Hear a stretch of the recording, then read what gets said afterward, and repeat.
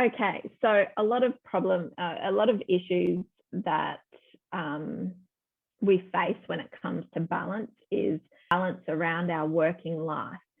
And these are just a few things that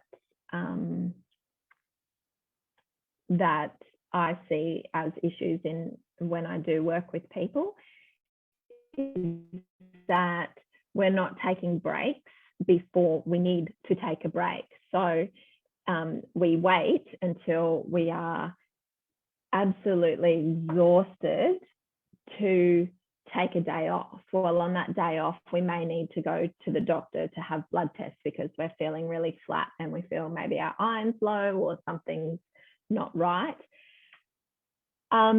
So what we need to do is take breaks when we're feeling well. So whether or not that is to take a morning off work and go and have a massage and have a coffee with your best friend, that is really important in a maintenance phase of our life, because like I said before, the longer we leave it and we work those long hours and we have all this stress and we don't go for a massage and release, don't meditate, or go for a walk in nature, things like this,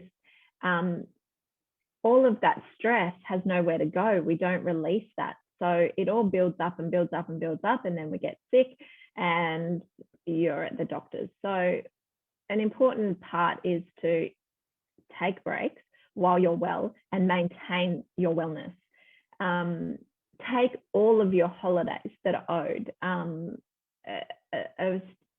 A study that I was reading recently said that it was only 80% of people that took all of their holidays in 1 year. So that tags on to the last thing, taking breaks. So if we're not taking holidays and we're not winding down and we're not spending this time with our families and people that make us happy and doing things that we enjoy to do, it's going to lessen our productivity and more illness.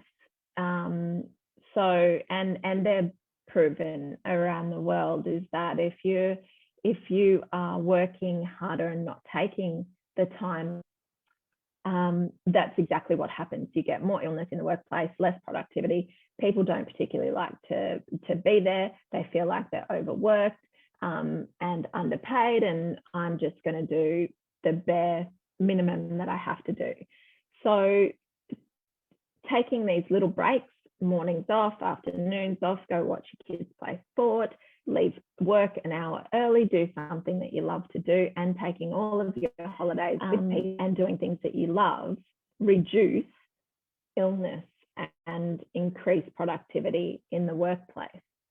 So out there is a business owner and you want to get more from your staff, this is one way to do it. And I think, especially after COVID, I think we all realized that, there's if you have good employees, there's no necessity to have them in an office.